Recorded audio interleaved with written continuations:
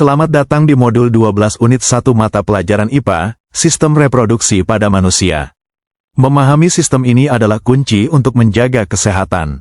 Alat reproduksi baik pada pria maupun wanita mulai berfungsi penuh setelah memasuki masa pubertas.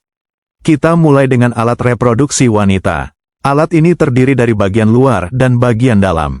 Bagian luar meliputi labia mayora, bibir besar kemaluan, labia minora, bibir kecil kemaluan, mons pubis, klitoris, dan vestibulum.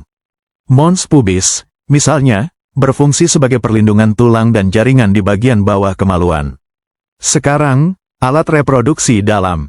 Organ pertama adalah ovarium atau indung telur. Fungsinya adalah tempat pembentukan sel telur, ovum, dan penghasil hormon. Proses ini terjadi secara berkala, sekitar setiap 28 hari sekali. Selanjutnya, oviduk atau saluran telur, yang berfungsi menangkap sel telur yang sudah matang dan menjadi tempat terjadinya pembuahan, fertilisasi. Lalu ada uterus atau rahim, yang merupakan tempat pertumbuhan dan perkembangan janin.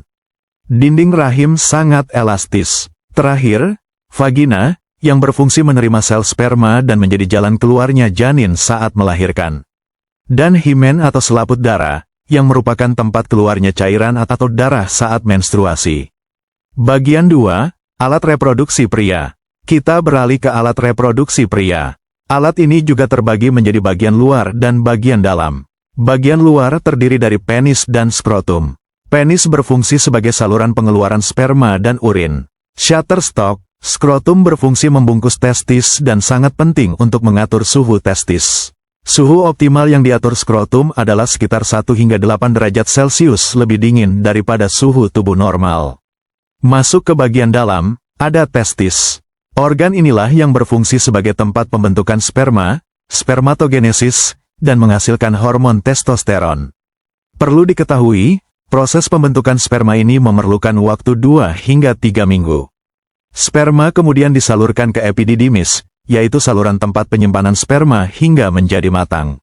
Dari sana, sperma bergerak melalui vas deferens, yaitu saluran yang menghubungkan epididymis ke uretra, untuk menyalurkan sperma keluar.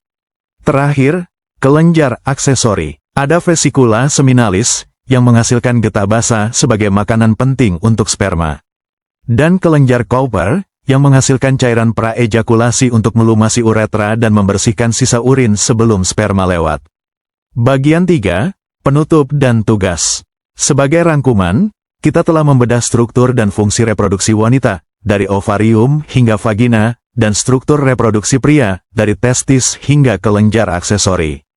Memahami sistem ini adalah hal fundamental dalam menjaga kesehatan reproduksi.